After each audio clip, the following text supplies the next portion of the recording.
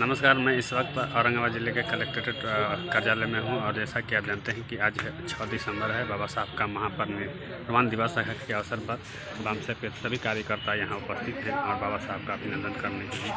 और हमारे साथ में एडवोकेट विनोद यादव जी हैं। हम इनसे जानेंगे, सर आज बाबा साहब का महापरिनिर्वाण दिवस है, कि महापरिनिर्वाण दिवस मनाया जा रहा है? देखिए, बाबा साहेब का परिनिर्वाण दिवस तो है ही, आज संकल्प दिवस भी है और साथ ही साथ जो बाबा साहेब के विचार को जिंदा करने का काम वामसेफ के द्वारा किया गया, तो वामसेफ का आज स्थापना दिवस भी है। 6 दिसंबर 1978 को वामसेफ का स्थापना किया गया और उस दिन वामसेफ का न्यू सोच मानवर काशीराम साहब के दिमाग में 1973 में आया और वामसेफ ज़मीन पर 1978 में आता है, यानी कि बच्चा को जन्म लेने में मात्र 9 माह, हमारे संगठन को ज़मीन पर लाने में 5 साल लग जाता है। तो साथियों, बाबा साहेब या बाबा साहेब के वैचारिक गुरु राष्ट्रपिता ज्योतिबा फूले, छत्रपति साहू जी महाराज, पेरियार लाल सिंह यादव, तमाम महापुरुषों के विचार को अगर जिंदा करने का काम कर रही है तो वो संगठन है वामसेफ, जिसका 40वां राष्ट्रीय अधिवेशन अभी नागपुर में होने जा रहा है। 24 से 28 दिसंबर 22 को यहाँ से लोग निकलेंगे। तो बाबा साहेब के अनुयायी बनने की ज़रूरत है, भक्त नहीं बनने की ज़रूरत नहीं है। भक्त का काम है कि बस 6 दिसंबर और 14 अप्रैल को एकत्रित हो करके अगरबत्ती धूप जलाना, और अनुयायी का है कि जो उन्होंने कहा और जो उन्होंने किया समाज को निरंतर बताने का काम करना, ऐसा करना होगा। साथियों, आज इस अवसर पर इतना ही हम कहना चाहेंगे। क्या संदेश देना चाहेंगे इस अवसर पर? बाबा साहेब के विचार को प्रतिदिन समाज में, समाज के अंतिम पंक्ति के बीच में प्रचारित करने का, प्रसारित करने का प्रयास करें। निरंतर और निस्वार्थ भाव से प्रचार करने का काम करें, यही आज हम संदेश देना चाहेंगे। वही हमारे बाबा साहेब का सच्ची श्रद्धांजलि होगा, क्योंकि बाबा साहब ने बर्बाद हो करके अब हमको समाज को आबाद करने का काम किया है। आप अपना परिचय दीजिए। मेरा नाम राजेश्वर पासवान है, national campaign on Dalit human rights का स्टेट सेक्रेटरी। आज बाबा साहब का महापरिनिर्वाण दिवस के अवसर पर क्या करेंगे? आज बाबा साहब का परिनिर्वाण, आज हम लोग बाबा साहब डॉक्टर भीमराव अंबेडकर की परिनिर्वाण दिवस के अवसर पर संभारनाने अवस्थित बाबा साहब के मूर्ति पर हम लोग पुष्प अर्पित करने आए के लिए इकट्ठा हुए हैं। बाबा साहब नहीं होते तो शायद हम आज स्वतंत्र रूप से बाबा साहब की बातों को भी नहीं रख लेते।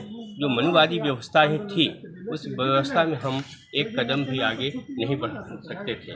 बाबा साहब जब तक रहे, अपने समाज के जो 85% लोग हैं, भारत के 85% लोग हैं, उनके लिए उन्होंने संघर्ष किया है और संघर्ष के बदौलत आज हम 85% लोग आज हम स्वतंत्र रूप से अपने हक और अधिकार के लिए लड़ाई लड़ रहे हैं। बाबा साहब अपने सुख जीवन में कभी नहीं देखा, जब भी देखा तो अपने पूर्वज, अपने भविष्य के बच्चों के लिए देखा, अपनी नई पीढ़ियों के लिए सोचा।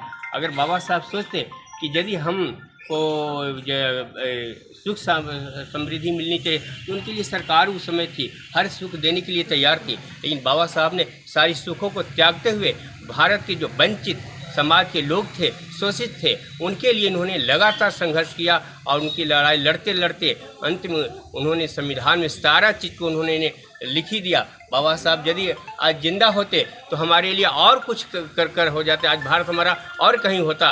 जो यहाँ के दलित है, पिछड़े हैं, शोषित है, वंचित वर्ग के लोग हैं, कहीं उनका और सपना होता। तो बाबा साहब जब भी जो भी किया है हमारे समाज के लिए किया, हमारे पीढ़ी के लिए किया, हमारे लिए किया है। आज हम बाबा साहब नहीं होते तो आज हम न IAS बनते, न IPS बनते, न डॉक्टर बनते, न इंजीनियर बनते, न कोई चपरासी भी नहीं बन सकते थे। हमारी क्या कामें थी? हम दलितों के लिए, हम वंचितों के लिए झाड़ू लगाओ, उनके यहाँ बंधुआ मजदूर बन के रहो, और उनकी जो मनुवादियों की जो सोच होता था रूखा सूखा जूठा देने के लिए, उस जूठे पर हम पलने के लिए ही मजबूर होते। लेकिन बाबा साहब ने सभी लोगों को, जितने भी भारत के लोग हैं, सबों को सम्मान अधिकार दिया। यहाँ पर किसी प्रकार का भेदभाव का उन्होंने नहीं रखा। पहले की जो संविधान था एक मनुस्मृति के आधारित पर संविधान था, अब एक बाबा साहब के द्वारा लिखा हुआ संविधान है। तो आज हम जो है मनुस्मृति जो संविधान था वह जातीय आधार था, भेदभाव पूर्ण अधिकार था, लेकिन बाबा साहब का जो दिया हुआ अधिकार है वह सबके लिए समान अधिकार है। खास करके बाबा साहब ने समाज की महिलाओं को बहुत ज़्यादा बढ़ चढ़ करके अधिकार दिया है। महिलाओं को पुरुषों की जुत्ती की समान देखा जाता था, लेकिन बाबा साहब ने कहा कि महिला और पुरुष दोनों बराबर है, दोनों को समान अधिकार दिया जाएगा। और उन्होंने संविधान में लिखा आज उस महिलाओं के लिए भी हर चीज़ सुविधा है। आज महिला भी फ्लाइट चला सकती है, आज देश की महिला भी प्रधानमंत्री बनेगी, आज देश की महिला भी राष्ट्रपति बनी है। ऐसा बात नहीं है, देश की मुख्यमंत्री बनी है, राज्य की मुख्यमंत्रियां बनी है, 2-3 कई एक महिलाएं बनी है। तो ये बाबा साहब का देन था कि आज हम प्रधानमंत्री के लिए, राष्ट्रपति के लिए, वैज्ञानिक बनने के लिए, फ्लाइट चलाने के लिए सारा का सारा अधिकार बाबा साहब ने दे दिया है। जो बाबा साहब के ही द्वारा संविधान में पहले क्या था कि अगर अपर कास्ट के होते, ब्राह्मण जाति के लोग होता, अगर मर्डर करेगा तो उसका पर 302 नहीं लगेगा, उसके लिए कोई अधिकार नहीं था। लेकिन दलितों हो या पिछड़ा वर्ग हो या शोषित समाज का लोग हो, अगर छोटा सा एक ककड़ी या खीरा तोड़ लेते था उसके लिए सजा हो जाती थी। लेकिन बाबा साहब ने सबों के लिए एक समान अधिकार दिया और सबका सजा बराबर, सबका अधिकार बराबर दिया है। अब इतनी ही कहकर मैं अपनी वाणी को यहीं पर विश्राम देता हूँ। जय भीम। क्या कहना चाहेंगे मैडम, आज बाबा साहब का महापरिनिर्वाण दिवस के अवसर पर महिलाओं को क्या समझेंगे? अपने बारे में धन्यवाद बाबा साहब, और समाज के सभी बहुजन भाइयों बहनों को हमारे तरफ से जय भीम। आज है बाबा साहब का परिनिर्वाण दिवस है, और परिनिर्वाण दिवस के शुभ अवसर पर जो हम लोग इस प्रांगण में पहुँचे हुए हैं, तो बाबा साहब का कहाँ पहुँचे? किसी के कहने लायक नहीं रहने दिए हैं कि बाबा साहब के कौन क्या कहेगा। बाबा साहब संविधान में इतने चीज़ लिख करके चले गए हैं जो कहने से भी पूरा नहीं हो सकता है। जैसे में सबसे पहले महिलाओं को प्राथमिकता दिए हैं। सती प्रथा था, सती प्रथा बाबा साहब ने ही हटाया। जो पहले पुरुष मर जाता था उस महिलाओं को उस जगह में, उस अग्नि में ज़बरदस्ती उसको धर्म ग्रंथ के अनुकूल उनको जलाया जाता था। बाबा साहब को ये सब बात जो देखते थे तो उनको बहुत खटकता था, लगता था, और वो मन ही मन में सोचते थे कि कब मेरा ऐसा आएगा जो हम सब कोई के बराबर को हक देंगे। आज जो महिलाओं इतना जल रही है वो कैसे उनको निकाला जाएगा। बाबा साहब इसके लिए कड़ी से कड़ी मेहनत करके, सूखी रोटी खा करके, और उन्हें पढ़ाई किए, और पढ़ाई उनका मकसद था कि जब तक नहीं पढ़ेंगे तो आगे नहीं बढ़ेंगे। वो पढ़ाई किए और पढ़ने के बावजूद अपना हक अधिकार को पहचाने, जानकारी पहचाने, और उनसी के अनुकूल उन्हें संविधान लिखें, और संविधान में महिलाओं को आरक्षण दिए। चाहे किसी भी धर्म जाति की महिला हो, न कि एक जात की नहीं, किसी भी धर्म जाति की महिला हो, गुलाम से हटाएं महिलाओं को, जो पैर के जूती समझा जाता था, और एक महिलाओं को मशीन समझा जाता था, वो चीज़ें हटाएं बाबा साहब। और मैं उम्मीद करती हूँ कि बाबा साहब जैसे हमारे समाज में और भी लोग अगर पैदा होंगे और आएंगे तो हमारे समाज और ही कल्याण होगा। धन्यवाद बाबा साहब, धन्यवाद।